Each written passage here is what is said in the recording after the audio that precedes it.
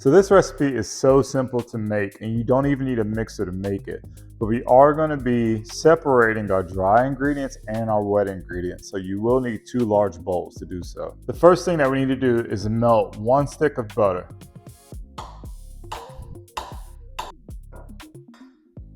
While our butter is in the microwave, we want to cut up 2 bananas about 1 inch thick apart.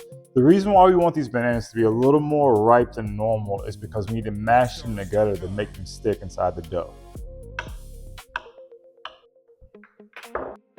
Now that our butter is completely melted, we can go ahead and add the bananas to this mixture.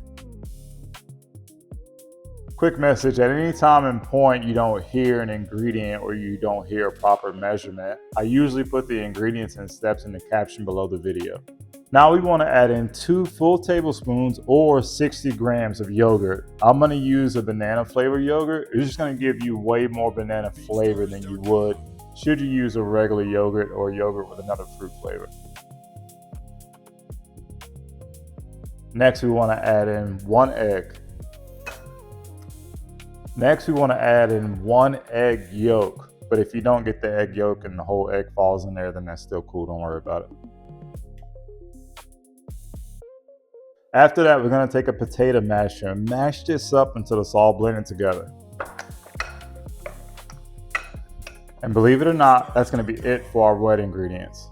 For my dry ingredients, I'm going to have 275 grams of all-purpose flour, 200 grams of sugar, 2 tablespoons of baking powder, 1 teaspoon of salt.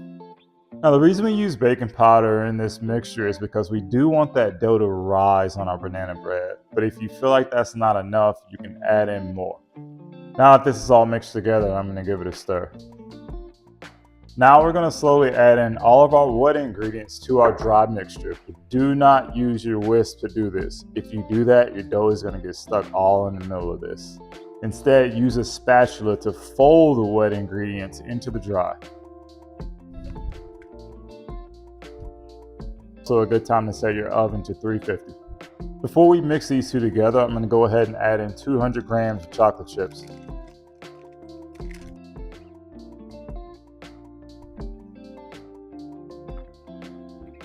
Now you can use a lot of different pans to make banana bread, but because I'm going to be giving this to someone, I'm going to use this one. Even though I'm going to be putting parchment paper down to line the inside of the pan, I'm still going to spray it down because I need to be able to lift that whole loaf out of the pan without it sticking. Now it's not like I cut this parchment paper off camera so that it perfectly fit in this pan, but I'm sure you're going to do the same thing. I'm going to pour this mixture into the pan very slowly, but you need to be careful so that your parchment paper doesn't move while you're pouring it in there. If your banana bread looks like this when you pour the mixture inside, it's going to bake unevenly. So what I'm going to do is get a knife and smooth out the top of it. Now this last step is completely optional, but it is going to add a bunch of flavor and make your banana bread look beautiful. I'm going to be adding in walnuts and mini chocolate chips.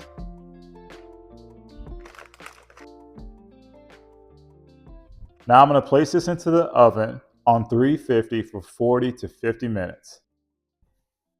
Our banana bread is done.